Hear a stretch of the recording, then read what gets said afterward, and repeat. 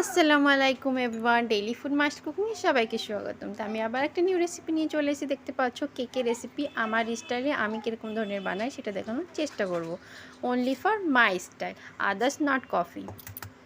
তো এই যে দেখতে পাচ্ছ, তো প্রথমে একটা বাটি নিয়ে নিয়েছি, বাটিতে একটা ডিম দিয়ে দিলাম, আর ডিমটা ভালো করে, আর ওতে দিয়ে দেবো চিনিটা আমি পেস্ট করে নিয়েছি, হালকা গুঁড়ো মিক্সিতে ছিল, গুঁড়ো করে নিয়েছি, আর ডাব্বায় ভরে রেখেছিলাম। তো আমি বেশি মিষ্টি আমরা পছন্দ করি না, তাই 2 চামচ মতো চিনি পাউডার জাস্ট। আর তারপরে এই যে ঘুটনিটার সাহায্যে এটা দিয়ে এটা সুন্দর করে এটা আমি ফেটিয়ে নেব। জাস্ট একটু ডিফিকাল্ট হবে, বাট খুব সুন্দর হবে। আর এই কেকটা বানিয়ে বাচ্চাকে খাওয়াবে, দেখবে খুবই খুশি হবে। আর আমার বাচ্চা ফের 2 দিন ধরে বায়না করছে, মা আমাকে কেক দাও, কেক দাও, কেক দাও। তো ওর জন্য স্পেশালি আমি বানাচ্ছি। তো এই যে দেখতে পাচ্ছ, এরকম করে আমি সব একদম ভালো করে ফেটিয়ে নেব, এরকম করে। তো এই যে দেখতে পাচ্ছ, এটা সুন্দর করে একটু জাস্ট ফুলে যায়, সেই ধরনের চিনিটা গলে যায়। আর তারপরে দিয়ে দেবো এতে আমি সুজি দেবো 4 চামচ, আর ময়দা দেবো ছোটো স্পুনের 3 থেকে 2-3 চামচ মতো। তো এই যে দেখতে পাচ্ছ এরম করে। আর এই রেসিপিটা বানিয়ে বাচ্চাদের স্পেশালি খাওয়াবে, খুবই ভালো। আর আমার বাচ্চাকে আমি স্পেশালি দোকানের কেক খুবই কম খাই, নেক্সট ভিডিওতেও বলেছি আমি। আর আবার 2 দিন ধরে জিদ করছিল, তাই আমি কেকটা বানাচ্ছি। তো ময়দা দেওয়া হয়ে গেল, তারপরে সুন্দর করে মিক্স করে নেব। তারপরে দেবো এতে বেকিং পাউডার আন্দাজ মতো। আমি কিন্তু আন্দাজ মতোই বানাই, আমার এইটুকু আন্দাজ আছে, কারণ মেজারিং আমার কাছে নেই। জাস্ট কি বলবো, আমি নিজের আন্দাজ মতো আমি সব কিছু বানাই। আর তারপরে হালকা অল্প একটু করে সোডা দেব।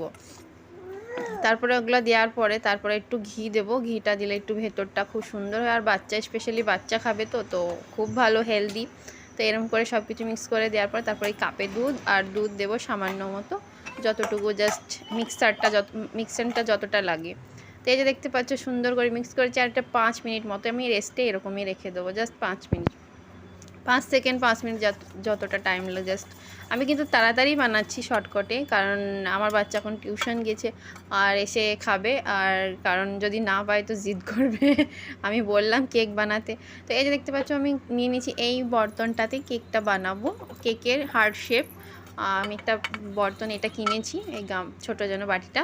তারপরে একটা ঘি মাখিয়ে নিলাম, তারপরে কিছুটা ড্রাই ফ্রুট আমি বাদামটা কুটে রেখেছিলাম ভেতরে দিয়ে দেবো।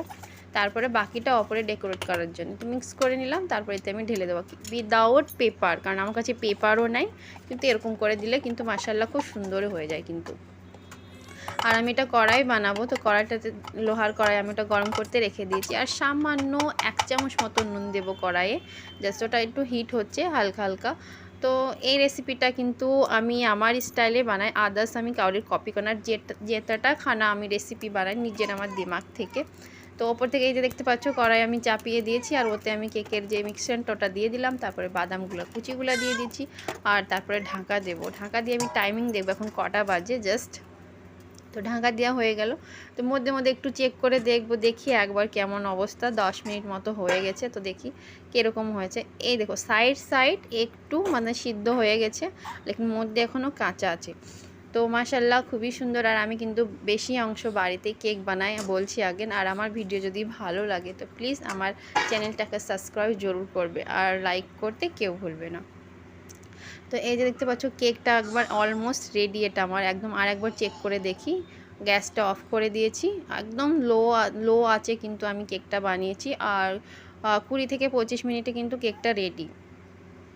20 মিনিট বেশিরভাগ, কিন্তু কারণ কড়াইটা গরম ছিল, ওটা ঢাকা দিয়ে জাস্ট রেখেছিলাম, গ্যাসটা অফ করে। ঠান্ডা হয়ে গেছে কেকটা আমার। এই যে দেখতে পাচ্ছ একদম রেডি, প্লেটে নিয়ে নিয়েছি। তো এই যে দেখতে আমার বাচ্চা এখন নেয়, কারণ ও কেকটা কাটবে। নেক্সট টাইম আমি কেটেছি, খুব বকেছিল। তো খুবই সফট আর খুবই সুন্দর মাশাআল্লাহ। এরকম ধরনের কেক বানিয়ে জরুর খেয়ে দেখবে, বড়রাও খুব খায়। হয়তো বাড়িতে কোনো মেহমান আসলে তো কেকটা ওর জন্যই কাটার অফার।